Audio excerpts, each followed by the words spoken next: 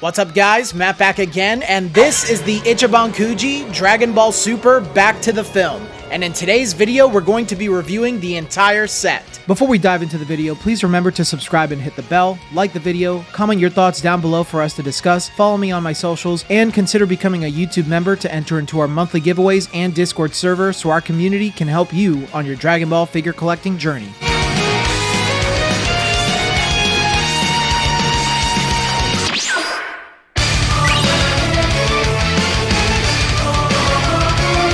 You can't have an Ichiban Kuji focused on movie characters without Mr. Dragon Ball movie character himself, Broly. DBS Broly was everywhere in the figure world, and honestly, it was pretty exhausting at this point since this was our 6th King Cluster DBS Broly figure in this form. King Cluster figures are a subset of Masterly's figures focused on big Broly figures. This figure was also sculpted by who I believe to be the most polarizing sculptor in the Dragon Ball world, Iwakura Keiji. Iwakura is known for giving us amazing figures like Shenron and Porunga, but sometimes very odd figures like Full Power Cell and Super Saiyan Goku. I think he hits more than he misses, but I think this Broly falls into the latter category for me. Broly seems based on the moment he's trying to keep it together while getting overwhelmed by Gogeta Blue in the movie. Iwakura takes quite a few creative liberties with this Broly to varying degrees of success by making him hyper-realistic. His likeness is perfect in my opinion, as while I think the veins are a bit overkill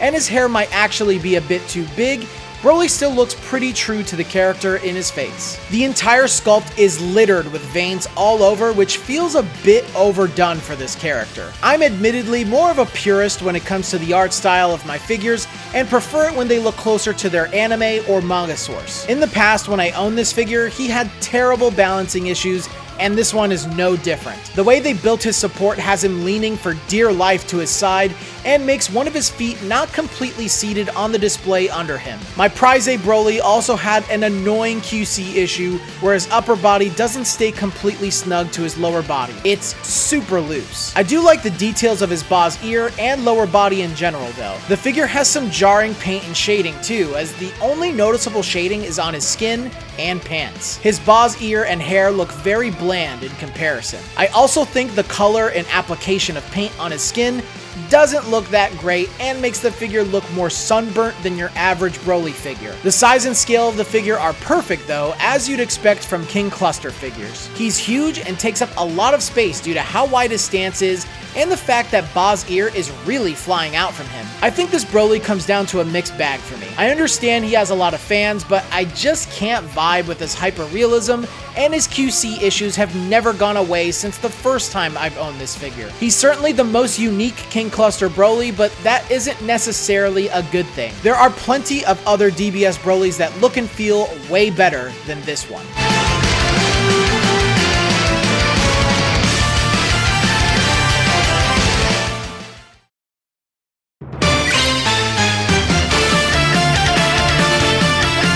Can you believe that it took Bandai almost 4 years into Masterly's figures to give us our very first Fusion Reborn Gogeta? Gogeta's legacy is incredible, from his first appearance in that film to his many appearances in games, all the way to his canonical introduction in DBS Broly. But it all started here in Fusion Reborn. This is our first and only Masterly's of Z Gogeta. Gogeta is based on his iconic appearance in the climax of the Fusion Reborn movie. The biggest difference is the fact that his face is smiling instead of dead serious like in the movie. That's a small nitpick, but I think it would have gone better if he was serious. I think his overall likeness is nearly perfect though, with really great details, but I think his line work looks a tiny bit sloppy, especially from certain angles. I love how the figure stays true to the cool Easter egg of the movie, where one half of his face feels more similar to Goku, while the other feels more similar to Vegeta. The sculpt of the figure is simply awesome. The hair sculpt is highly detailed and big, which is perfect for Gogeta, while the halo on top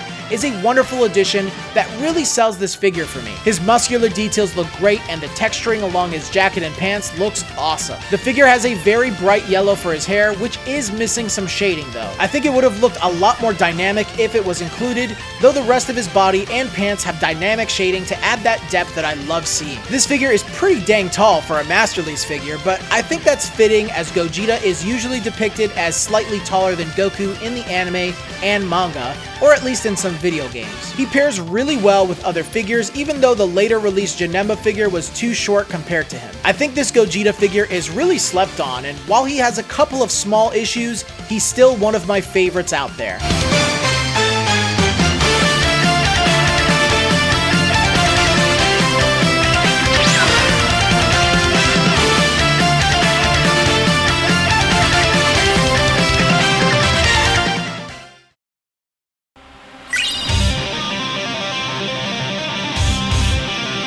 The Broly train keeps rolling with a very special and unique take for Prize C. We have two possible options for Super Saiyan Broly, one from his first film in 1993 and one from his second film in 1994. Both figures are not included in the single prize, but rather are two different versions of the same figure within the same prize in the Kuji. Broly 93 is based on his iconic pose that he strikes when revealing his Super Saiyan form in his first film, while the 94 version is basically just a color swap, but he does look like he could have been taken from a moment during his fight with Trunks in Second Coming. These are also the only Master Lee's Broly figures of these forms, which makes them even more special to me. The likeness of both figures is great. I do wish that Bandai made the 93 Broly have a more serious, angry face, but it's not a big deal since both of them have a sadistic look to them. Obviously, the big difference between both is the color of their hair, since Broly's is a bluish color in the first movie. The 93 Broly also has his headband on top, which is a really nice detail. There's also a difference in their hair sculpts, since the 94 Broly does not have his headband holding his hair out. Most people who own these figures know that they're prone to leaning a lot of times. I can confirm that this is very common, but it's not specific to either one. In the past, my 94 Broly had a leaning issue, while my 93 form didn't.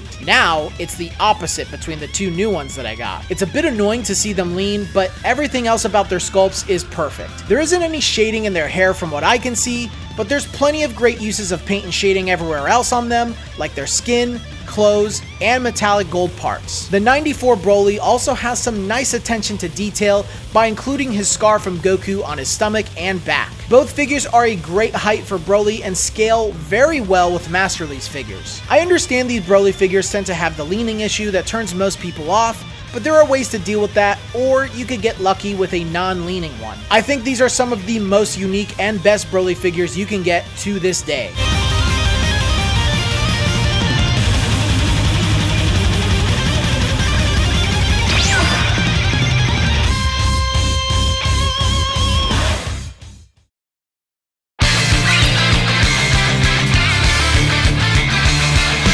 It's hard to believe that Vegeta received his Super Saiyan God Master Lee's figure before Goku. Goku still doesn't have a Master Lee's of his God form to this day. Regardless of that, it's pretty awesome to see our first and only God form Master Lee's with Vegeta. The figure is clearly based on the moment Vegeta tries to finish Broly off during their fight in the DBS Broly movie. His likeness is fantastic. I love how God is depicted with a more tranquil and focused look, very similarly to something like Ultra Instinct. The overall sculpt of the figure is done really well. Vegeta's hair is highly detailed, his armor and suit also have a very smooth look to it too, which is a bit different to what I'm used to seeing for Vegeta. He's also in a really cool pose, which makes him stand out a bit from other Master Lee's figures. Now, the one area I'm not entirely happy with is the paint and shading on the figure. There's next to no shading on Vegeta and really only subtly applied to the yellow parts of his armor. He has more of a glossy finish to his jumpsuit, and honestly, his hair is not the correct color. I have seen some interpretations of God having a more magenta color, closer to the first Battle of Gods appearance, but since then and in the Broly film, God definitely has leaned closer to a bright, saturated red color. It's not bad per se on Vegeta, but it would have looked far better if his hair was red. The figure scales really well with other Vegeta figures and Master Lee's. I really love this Vegeta figure, but I can understand that he came out with some particular issues that may rub people the wrong way. He's still amazing and a great figure to own, even though his hair may not be the right shade of red.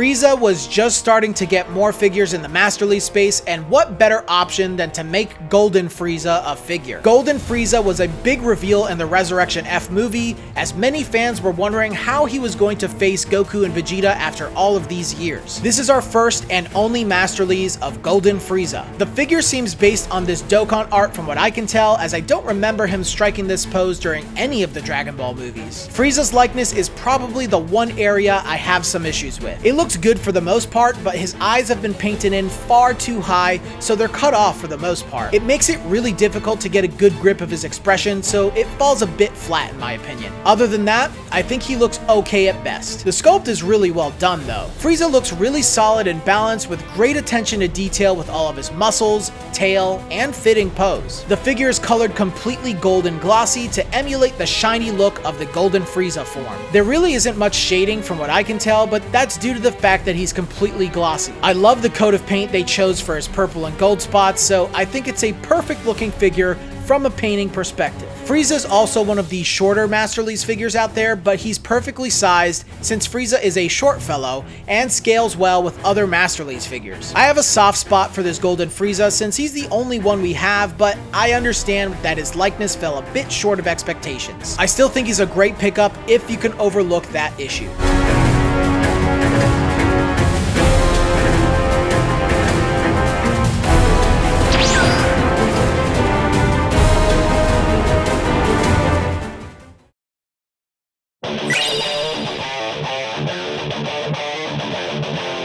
It's time to talk about this absolutely fantastic figure. Cooler in his final form as a Masterlies Extra. Masterlies Extra are larger scaled Masterlies figures for figures that should be big characters. In 2021, I chose this Cooler figure as the best release that year, and I still stand firm in that choice. In fact, he's not only one of the best of that year, but one of the best Dragon Ball figures of all time. This is also our first and only Masterlies of Cooler in this form, and it was really nice of Bandai to give us this and his other iconic forms in the following year's History of the Film Kuji to go along with him. The source for this figure could be pretty much anything from the movie when he's standing or floating in place, but he does look very similar to this Dragon Ball Legends art too. His likeness is amazing. I know Cooler has his face covered up a bit, but the deeper details really pop out. You can see line work sculpted into his eyes, and the overall detailing of his face is just incredible. His entire sculpt is textured and looks amazing too. You can even see veins in various parts of his body and tail. The paint and shading is some of the best that I've seen. You'll see perfect uses of purples and whites on a majority of his body, but they made sure to add shading in every part with darker colors to make him pop. The blue spots on his body also have a glossier finish to them to contrast well with his other areas too. The figure, being a Masterlies Extra, is huge. He really demands a presence as he stands over a majority of figures. This Cooler feels as amazing as he deserves to be. I forgot just how amazing he was until I recollected him recently. If you don't already own him, I'm not sure why, because he's an absolute must-have for any serious collector.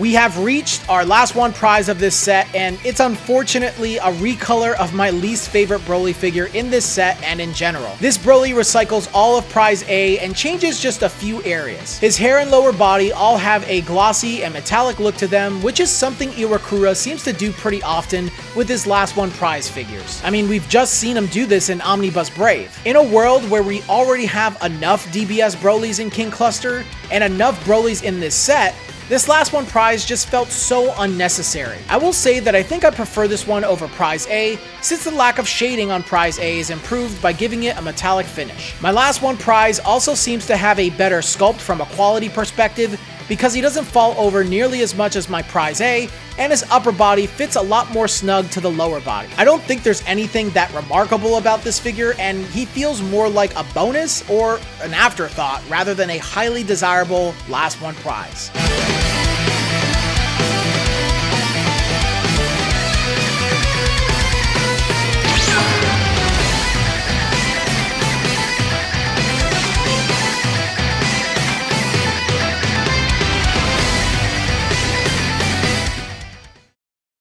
So those are my thoughts on Ichiban Kuji, Dragon Ball Super, back to the film. This Kuji is just so legendary. Most people will argue that it's one of the best, if not the best. I think the QC issues have lingered and maybe aged it a little poorly, but overall, it's still aged really well. Don't get me wrong. I still think this is a top 10 set of all time. But those are my thoughts, guys. Let me know your thoughts down in the comment section below. If you made it this far in the video, please drop a like, subscribe to the channel if you haven't already. And of course, if you want to support the channel even further beyond, you can become a YouTube member starting at $3. That gives you permanent access to our Discord server where we do buy, sell, trade. We discuss figures, we have fun, we play games, we do watch parties, all that great stuff. And if you want to take part in our monthly giveaway, where we're giving away 2 Crane figures to our $10 members, and an Ichiban Kuji figure for our $15 members, and of course an entire Ichiban Kuji set for our $20 members. So I think that's all I've got for you guys today, but until the next video, I will see you all later.